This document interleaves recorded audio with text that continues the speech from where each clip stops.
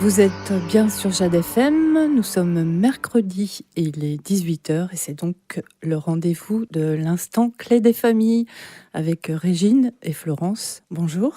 Bonjour Valérie. Bonjour Val. Bonjour. Et oui, la petite voix qu'on entend derrière, c'est Gérard, car vous avez un invité aujourd'hui. Bonjour Gérard. Bonjour. Aujourd'hui, on développe une thématique, c'est l'intergénérationnel. Donc comment s'exprime l'intergénération à clé des familles, Régine? L'intergénérationnel est un des axes là, très très importants. Nous avons plusieurs activités. D'ailleurs, Florence va vous les présenter. Oui, en fait, il y a 2 activités hebdomadaires proposées par Clé des familles. Elles sont animées bien sûr par des bénévoles de l'association. Alors d'une part, la Clé des bambins, alors ça c'est à Pornic, le lundi matin de 10 à 12, et c'est pour les tout petits, de 6 mois à 3 ans. Et une autre activité qui, elle, se déroule à Chauvet, le mercredi matin de 10 à 12, c'est la Clé des possibles pour les enfants de 3 à 11 ans et leurs parents. Tout ça hors vacances scolaires, bien sûr. Oui, effectivement, aujourd'hui, on va davantage parler de la clé des possibles, notamment avec Gérard, qui est un bénévole, comme vous disiez, qui anime ces ateliers. Donc, la clé des possibles, qu'est-ce que c'est ? Alors, la clé des possibles, c'est là où tout est possible. Autant pour les enfants que pour les parents, les assistantes maternelles, les assistantes familiales, et aussi pour nos bénévoles. Nous essayons de décliner les 3 axes culture, loisirs et éveil de clés, du mot clé. C'est un espace ouvert, intergénérationnel, comme le dit la thématique d'aujourd'hui, et qui permet aux familles de venir, entre guillemets, quand elles le souhaitent. Je dis entre guillemets parce que nous essayons cette année que la participation soit un tout petit peu plus régulière, de façon à ce que nos ateliers puissent être de meilleure qualité. Donc, on ouvre les possibilités. On ouvre toutes les possibilités. D'accord. Nous essayons de mettre un thème par mois. Donc, ça fait maintenant 2 ans que l'atelier fonctionne. L'année dernière, il a beaucoup fonctionné sur l'art, puisque nous avons eu notre super exposition Dont on avait parlé. on avait parlé sur Jade FM. C'est là que nous avons fait la rencontre avec Gérard, dont il vous parlera tout à l'heure. Et cette année, on a commencé par qui a inventé l'école, au mois de septembre. Et ce mois-ci, nous continuons dans le mois du goût, puisque la semaine du goût est en octobre. Nous déclinons des tas d'activités en fonction de cette thématique. Donc vos thématiques sont aussi en fonction des thématiques générales qui sont... On essaye de s'approprier l'actualité. D'accord. Là, c'est l'automne, la semaine du goût. Au mois de novembre, ça sera le droit des enfants. Et voilà, on essaye. Mais on n'en fait pas un dogme. Non, c'est pas un dogme. En fonction des saisons aussi, je vois. La fonction des saisons, oui.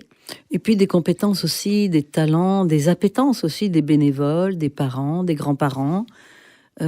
Tout le monde peut mettre, là aussi c'est possible, il est possible de mettre dans le panier de la clé des possibles, je dirais, toutes les initiatives qu'on a envie d'y mettre. Donc il y a un cadre, mais à l'intérieur du cadre, beaucoup de souplesse. Donc aujourd'hui, vous avez un invité, Gérard. Je vais vous laisser la parole, vous allez nous raconter un petit peu. Gérard Guilbeault. Gérard Guilbeault, il y tient à son nom de famille. Un Chauvéen, n'est-ce pas? Un Chauvet. Très connu, à Chauvet. Donc vous êtes membre actif bénévole depuis le début de l'année.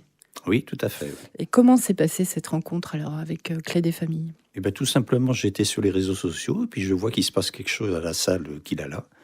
Donc j'ai été voir et puis c'est là que j'ai rencontré Régine et toute son équipe. Donc la salle qu'il a là, c'est à Chauvet. C'est à Chauvet, oui, derrière la mairie. D'accord. Et ensuite alors, comment ça s'est déroulé? J'ai regardé ce qu'il faisait et puis comme Régine avait prévu une expo à faire, elle m'a demandé de photographier, comme je suis photographe amateur, de suivre toute l'évolution de l'exposition, de sa création jusqu'au vernissage. Et aujourd'hui alors, vous êtes membre actif? Aujourd'hui, je continue. Voilà, je continue à aller à la clé des possibles pour essayer d'apporter avec mes talents de photographe, d'apporter quelque chose à l'association, aux enfants, et on a des projets. Je dirais même qu'il n'y a pas que des talents de photographe, parce que quand il vient le mercredi, il fait les activités avec les familles. Oui. Il aide les enfants qui sont en difficulté. Il présente aussi aux parents en leur disant vous pouvez aussi faire l'activité. Il est vraiment animateur de Clé des possibles maintenant. C'est important, oui, je pense, l'intergénération. Gérard, qu'est-ce que vous aviez à dire là-dessus? Moi, personnellement, j'aime beaucoup le contact avec les enfants. Ouais. Et puis, ça permet aux enfants, c'est vrai que de voir d'autres personnes, des personnes plus âgées, on va dire. Mhm. Hein, c'est un peu ça. Et puis moi, bon, c'est vrai que j'ai jamais eu d'enfants, jamais eu de petits-enfants. Ça me fait plaisir d'être avec la jeunesse. Et les enfants et les familles sont très, très friands de... On demande, oui. Quand Gérard est arrivé en retard hier, par exemple, à un dernier atelier, tout le monde disait « Gérard n'est pas là ». Oui, puis tout le monde n'a pas la chance d'avoir des grands-parents ou des personnes plus âgées avec qui discuter ou faire des choses. Ce qui est intéressant, c'est que Gérard, comme il le disait, il n'a pas de petits-enfants et d'enfants, mais il y trouve son compte. Et on essaye depuis le début de la clé des possibles, justement, d'attirer les personnes qui sont seules, les personnes âgées qui sont seules et qui ont envie de partager aussi de partager déjà un moment sympathique, mais aussi peut-être un talent ou simplement un bon gâteau. Voilà. Et tout le monde est bienvenu. On est aussi dans la transmission. Transmission des savoirs, la transmission... la transmission, c'est ce qui me vient à l'esprit. Oui, parce qu'on a plein de choses à apprendre aux enfants quand on a vécu. Oui, c'est ça. L'autre idée qui me venait, c'était jouer un rôle de mentor aussi, pour les enfants, de référent pour les enfants et les parents. Ça peut susciter des vocations aussi, la photo. Bien sûr. Gérald. Et c'est un fait que Gérard, qui est animateur, et maintenant va être intervenant parce qu'il va nous proposer tous les mois une balade dans le parc. Vas-y, tu peux en parler. Oui, quels sont vos projets justement pour cette année-là? Alors justement, le projet, donc nous avons la chance d'avoir un magnifique parc à Chauvet. Et le projet, c'est d'initier les enfants à observer ce parc. Alors moi, par exemple, je connais le parc, je le traverse régulièrement pour aller de chez moi au bourg, mais il y a plein de choses à observer dans le parc. Il y a des tas de choses, les animaux, la faune, la flore, et puis il y a des petits coins cachés. Alors tout ça, je voudrais les faire découvrir tout ça à la jeunesse, on va dire. Et au travers la photo. Et à travers la photo, voilà. Et à travers, notamment pour l'année, à travers les 4 saisons, tout simplement, l'automne. Des choses qu'on ne voit pas forcément quand on se balade, en fait. Voilà, exactement. Et particulièrement peut-être pour les enfants qui ne sont pas toujours sensibilisés à ouvrir leurs yeux, à s'arrêter sur un détail. En fait, d'une certaine manière, tu les prends par la main au sens figuré pour aller regarder. Tout à fait. Attire leur attention et ça sera fixé pas sur une pellicule, on dit plus les pellicules. Voilà, c'est de leur apprendre à regarder, parce qu'il y a des choses qu'on passe à côté et on ne regarde pas. Moi, j'ai l'exemple avec mes seniors, quand ils emmènent en promenade, ils se promènent, mais ils ne regardent pas. Donc, grâce à la photo, à la photographie, je leur fais des petits mots et puis je leur montre ce qu'ils n'ont pas vu. Un autre aspect. Et je dirais bien que Gérard va initier les enfants, mais aussi les parents, pour que les parents puissent, lors de leur prochaine balade aussi, avoir un œil différent. Tout à fait.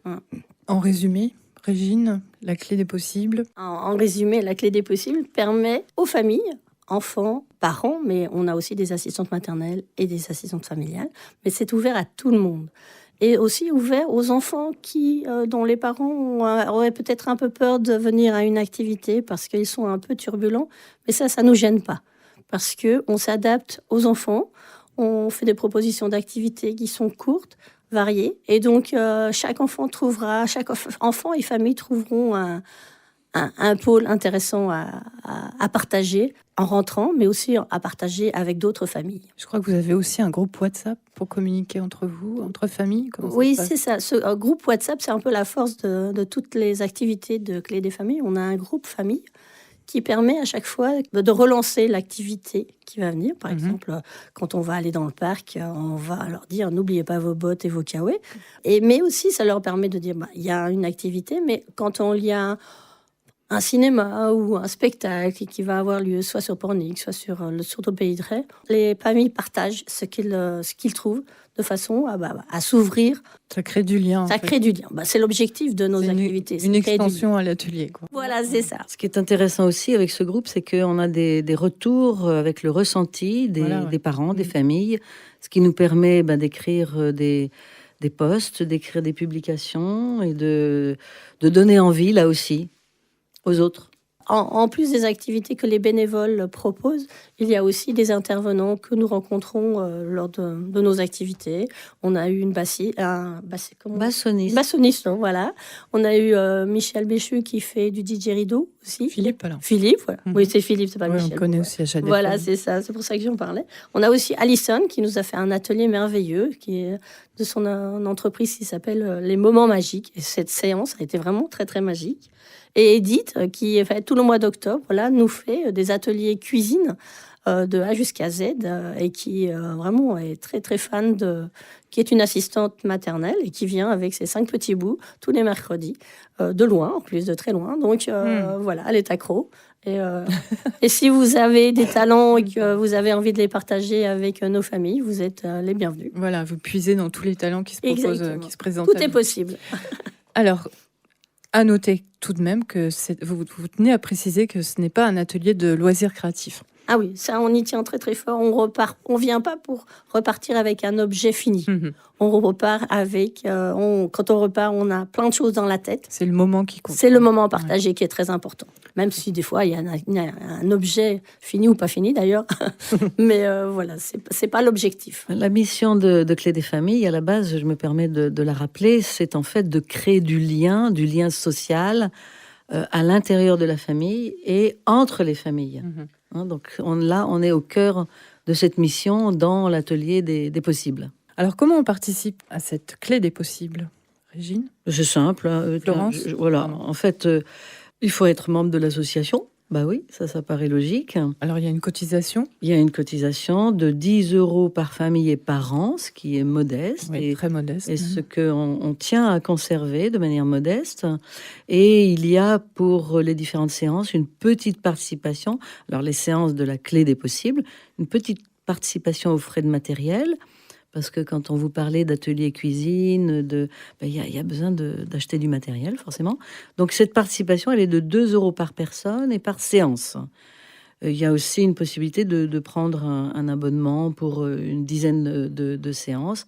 Ça peut être intéressant pour les gens qui ne peuvent pas venir de manière régulière, par exemple. Mais je pense que la meilleure manière, c'est peut-être de pousser la porte et de venir voir un mercredi matin de 10 à 12. Donc, ça se passe à la salle Kilala, qu'on a cité tout à l'heure, qui est mise à disposition de l'association par la mairie de Chauvet. Donc, ça, c'est une très belle salle. Ou alors de nous contacter, bien sûr, par téléphone ou par mail. Oui, on vous retrouve partout maintenant. Je pense que la communication est passée. Même sur notre nouveau site. Oui. Pas le... Donc, n'hésitez pas à passer le mercredi entre 10h et midi à Chauvet, à la salle Kilala.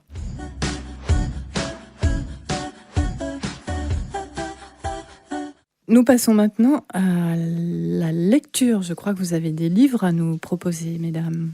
On commence par Régine? Oui, on est en automne. Alors, j'ai choisi 2 livres. Ça s'entend d'ailleurs, on est tous enrhumés. Oui, on est tous enrhumés. En fin de compte, je suis là incognito avec ma nouvelle voix.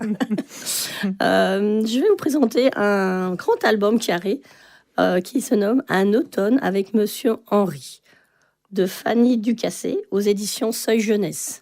Quand je dis grand, il est vraiment très très grand et très coloré avec les couleurs d'automne. C'est ça qui est vraiment très très, très du joli. orange, du vert. Oui, c'est ça. On rentre vraiment et c'est une histoire très tendre. C'est un blaireau qui adore l'automne et qui s'habille aux couleurs de l'automne et qui réalise aussi des mets, des recettes de cuisine. Il y a 6 recettes de cuisine en rapport avec l'automne que vous pouvez réaliser. Nous en avons réalisé quelques-unes, dont des cookies qui ont été appréciés à la médiathèque de Pornic la dernière fois. Il y a un petit mystère quand même, parce qu'il faut mettre un peu de piment, et c'est une petite lettre qu'il reçoit au début de l'automne, et régulièrement il reçoit un petit message en disant un petit message amoureux de ça. Et à la fête de l'automne, il va découvrir qu'en fin de compte, c'est sa meilleure amie qui a essayé de le titiller pendant tout l'automne. Voilà, pour lui dire que, ok, on se voit tous les jours, mais en fin de compte, je t'aime bien. Voilà, Vous avez spoilé le livre. Il faut le lire, il faut le découvrir. C'est plein de magie. Des images aussi. Et c'est plein de cuisine, donc c'est un peu dans le thème aussi de notre mois d'octobre. Un bon moment pour partager les saveurs d'automne en famille. Très bien, on rappelle le titre. Alors, le titre, Un automne avec Monsieur Henry. Florence. Oui, alors moi, j'ai sélectionné, enfin nous avons sélectionné même, dans le cadre de notre comité lecture, n'est-ce pas, de la Clé des familles, un petit livre qui s'appelle Chantage à la récré. C'est un récit illustré, bon, petit format, 18 par 13,5, couverture souple, agréable à lire. Il y a quand même 63 pages. Alors là, on est plus sur une dimension psychologique, parce qu'en fait, c'est sur le thème de la timidité et la manière de vaincre sa timidité ou sa peur à la récré. Donc, Chantage à la récré, le titre, comme on disait.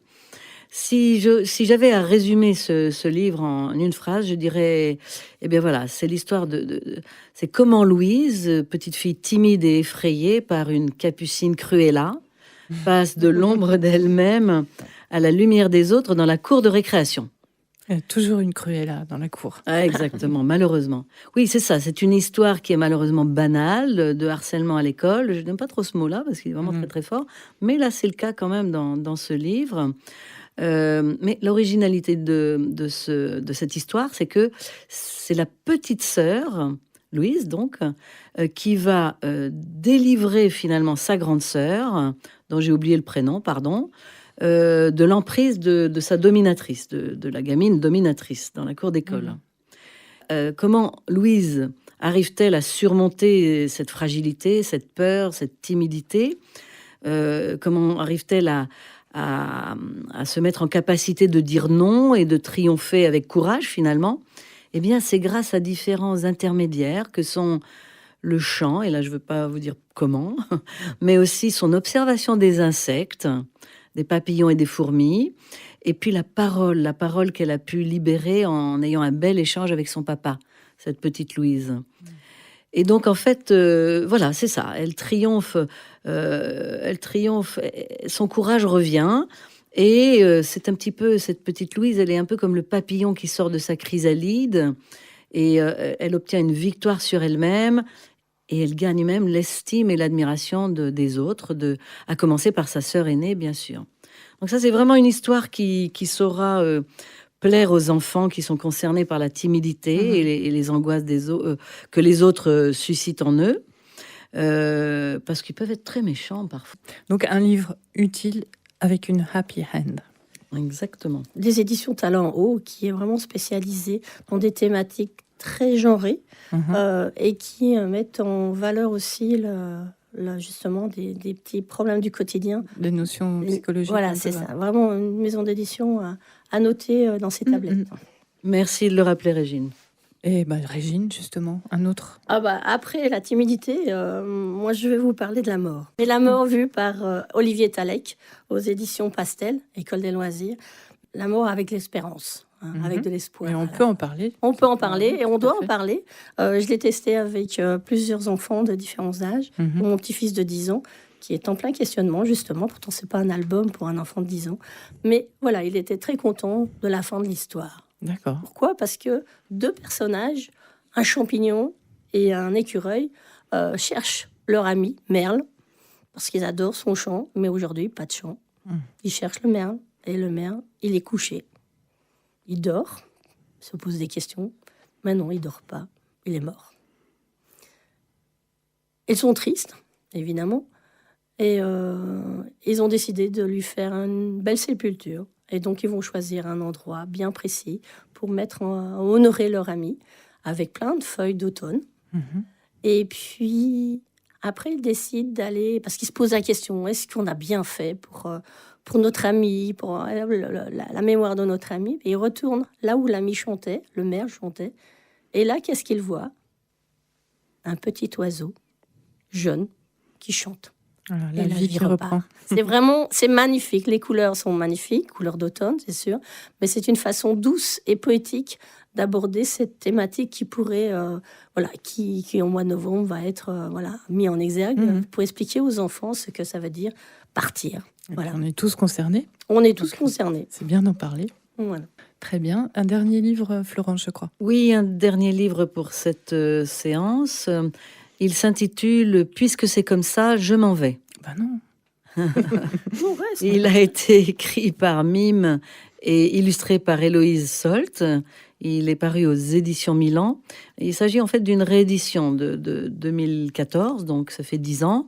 Preuve qu'il y a de l'intérêt à ce livre, puisqu'il est réédité dans la collection Album Jeunesse des éditions Milan. Donc c'est une couverture rigide, c'est un grand album, 23 cm par 27, mais qu'on peut proposer aux enfants de 4 ans. Alors là, le sujet, c'est comment désamorcer la colère de son petit bonhomme et éviter ses prises de décision hâtives. Hein, puisque c'est comme ça, je m'en vais. Boum. On a tous entendu ça, Absolument. on l'a tous dit. En fait, l'histoire, c'est voilà, la journée d'Émile s'est mal passée et quand il rentre, il suffit d'un refus de sa maman pour déclencher une réaction vive, impétueuse, colérique. Et Émile dit, je m'en vais, je pars. Mais la maman d'Émile connaît bien son petit garçon et elle a plus d'un tour dans son sac.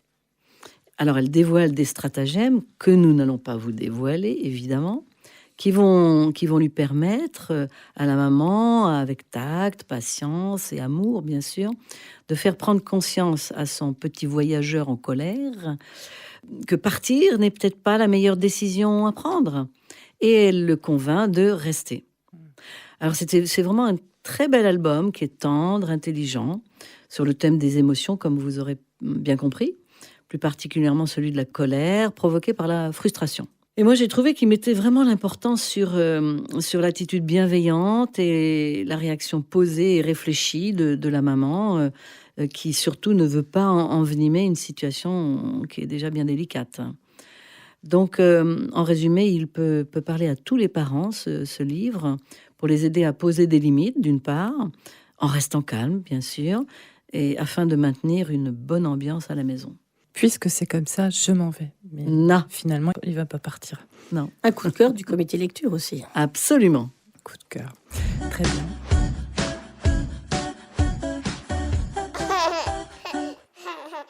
On va donc passer maintenant au rendez-vous de la clé des familles et on commence avec le mois d'octobre. Alors en octobre, le 12 octobre de 10 à 12, c'est la clé des louveteaux. C'est un samedi, comme toujours, la clé des louveteaux à Chauvet.